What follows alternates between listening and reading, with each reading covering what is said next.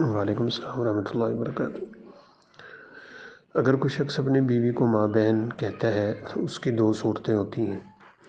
پہلی صورت تو یہ ہے کہ یہ لفظ اس کی زبان سے بطور احترام کے نکل گیا، یا محبت جیسے انسان ماں سے کرتا ہے تو وہ اس طرح کے انداز میں اس سے گفتگو کر بیٹھا، تو پھر تو اس پہ کچھ نہیں ہے، اگرچہ ایسے الفاظ سے پرہیز کرنا ضروری ہے، لیکن اس پہ کفارہ وغیرہ نہیں ہے۔ البتہ اگر کوئی شخص اپنی بیوی کو اس حوالے سے بات کرتا ہے کہ اس نے اس سے میاں بیوی کا تعلق قائم نہیں کرنا اور اس کو اپنے اوپر حرام قرار دے رہا ہے، تو اس کو زہار کہتے ہیں۔ اور زہار کا مسئلہ 28ویں پارے کی ابتدا میں خولہ رضی اللہ تعالیٰ عنہ کا جو واقعہ تھا وہاں اچھی طرح موجود ہے۔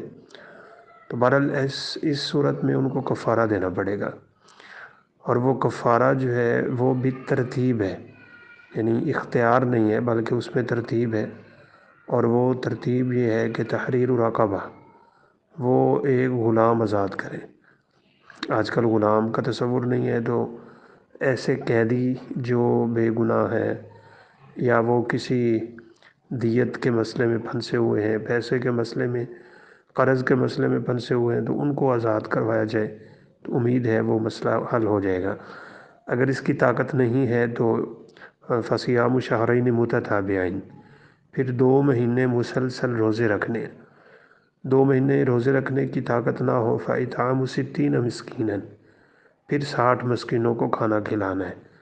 ان میں سے ایک کام کرنے کے بعد بیوی حلال ہوگی، لہذا اس وقت تک وہ اپنے بیوی کے قریب نہ جائے۔ طلاق تو نہیں ہوئی، یہ زہار ہوتا ہے، اور زہار کا کفارہ قرآن مجید میں اسی ترتیب کے ساتھ منقول ہے۔ لہذا اس آدمی کو چاہیے کہ وہ ان تینوں کاموں میں سے جس کی طاقت رکھتا ہے وہ اس کو ادا کرے، تو پھر بیوی اس کی اس پہ حلال ہو جائے گی۔